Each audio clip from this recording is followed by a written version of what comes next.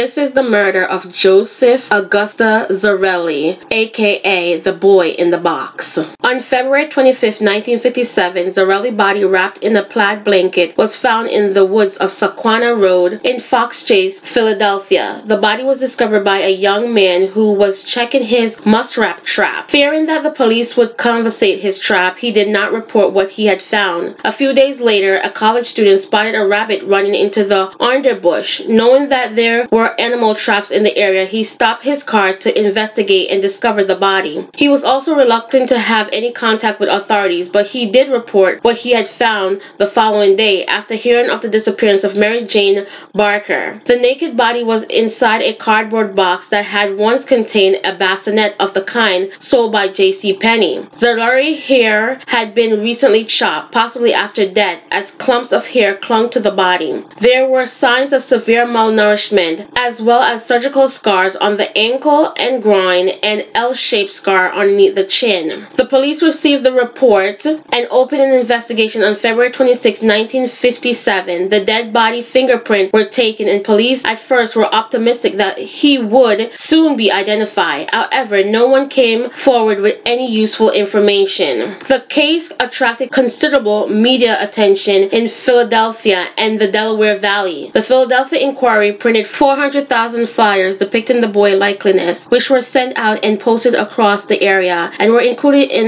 with every gas bill in Philadelphia. The crime scene was combed and over again by 270 police academy recruits, who discovered a man's blue corduroy cap, a child's scarf, and a man's white handkerchief with the letter G in the corner. All clues that led nowhere. The police also distributed a post photograph of the boy fully dressed and in a seated position as he may have looked in life, in the hope it might lead to a clue. In 1998, his body was exhumed for the purpose of extracting DNA, which was obtained from a tooth. On March 21, 2016, the National Center for Missing and Exploited Children released a forensic facial reconstruction of the victim and added him into their database. The body was then exhumed yet again in 2019 to retrieve additional DNA sample. Despite the publicity and sporadic interest throughout the years, the boy's identity remained unknown for over half a century. On November 30, 2022, the Philadelphia Police Department announced that detectives had determined the boy's identity using DNA and geological database.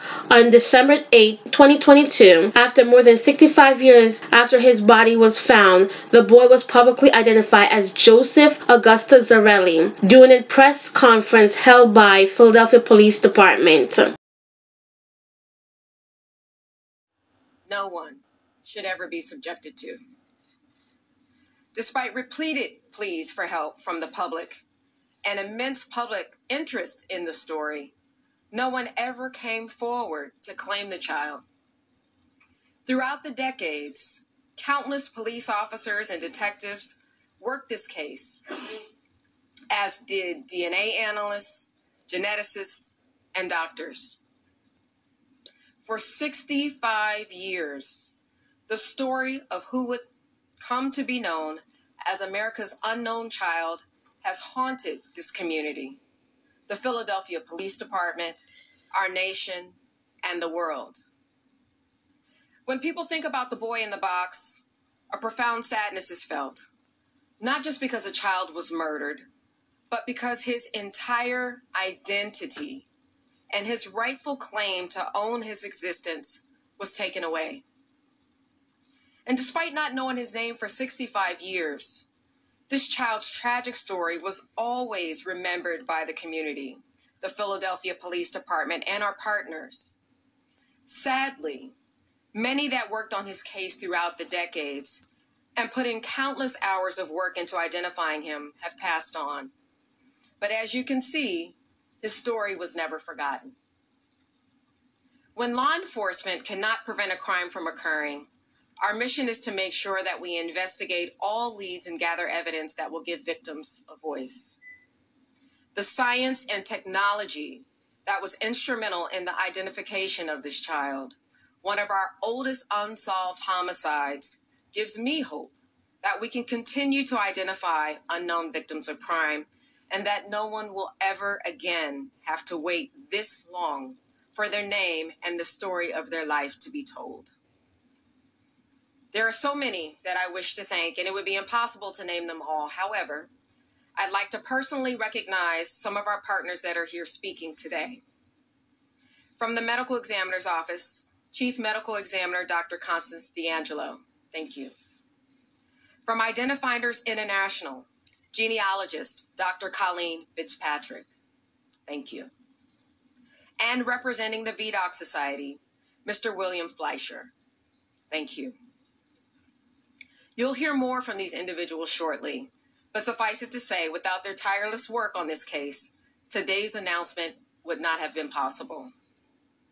Next from PPD, I'd like to thank Director Michael Garvey, the head of our Forensic Sciences Bureau, as well as Mr. Ryan Gallagher, our Forensic Laboratory Manager, who will also be speaking today. And of course, our tireless homicide detectives, who always put everything that they had into seeking justice for victims. To our current lead detective on this case, Detective Bob Hesser, and his partner, recently retired Detective Gregory Santamala, who several years ago became the stewards of this investigation. Thank you. And lastly, I want to acknowledge, I'm skipping one, I'm sorry. I'd like to also recognize the most recent prior lead on this case, retired Sergeant Bob Kallmeyer, who in his retirement now shares his talents as a member of the VDOC Society. So thank you. And now lastly, I want to acknowledge and thank PPD detectives Tom Augustine and Greg Rodden. Throughout the 1990s, both of these detectives worked extensively on this case and were well known for their unending dedication in seeking justice for the victim. Unfortunately, Detective Rodden passed away in early 2020, and Detective Augustine passed away just 6 weeks ago. While we wish they were still here with us today, we know that their passion and dedication lives on with their colleagues. While I'm thankful for the relentless work of everyone involved in this case, this announcement only closes one chapter in this little boy's story while opening up a new one. This is still an active homicide investigation, and we still need the public's help in filling in this child's life story.